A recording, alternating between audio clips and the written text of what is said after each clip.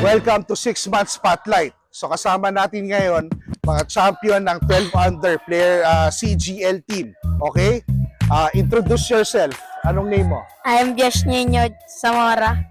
I'm from CGL. Ako nga po si Liam Francesca N. Messina from CGL, 8 years old. Okay.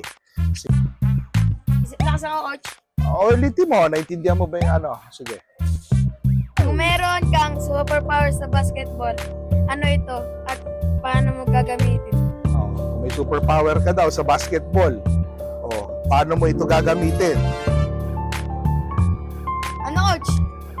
Bilis. Okay, good. Speed. Okay. Paano mo gagamitin sa speed? Ano gagawin mo sa speed?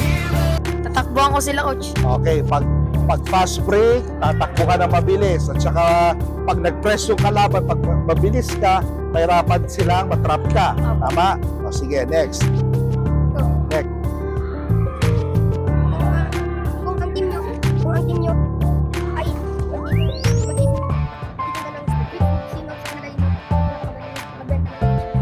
Oh, sige.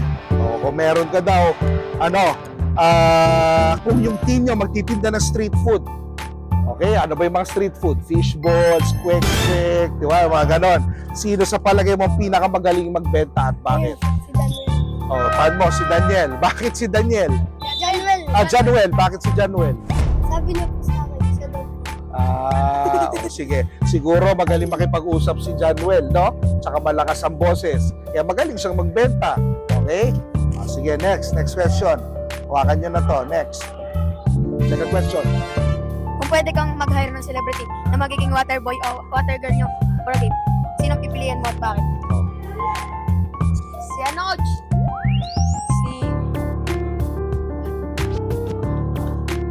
Si Lebron. Ha? Si Lebron. Si Lebron? Bakit? Goat. Ha? Goat. So para sa'yo, siya yung greatest of all time. Ano naman kung greatest of all time siya? Ano, coach? Isang karangalan yan. Pwede na.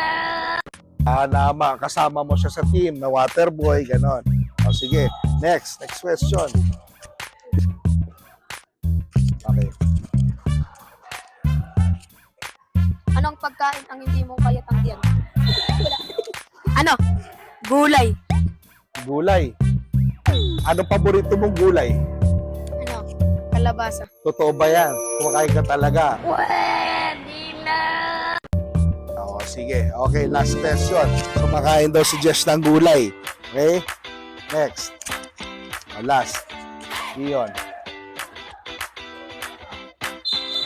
Kung ikaw ang coach, ano ang unang gagawin mo? Kung ikaw daw ang coach, ano ang una mong gagawin? Kahit ano, turo ka or ano,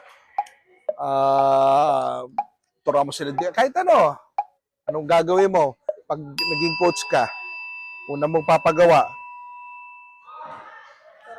Ang gagawin mo? Turuan sila ng mabuting laro. Ano ituturo? Depensa, opensa? Depensa. Ha? Depensa. Depensa. Okay. So, kung ikaw ang coach, turuan mo silang unang dumipensa bago offense. Tama? Okay. So, tapos na yung 3 questions natin. Okay? If it's not basketball, It's not today. it's not today.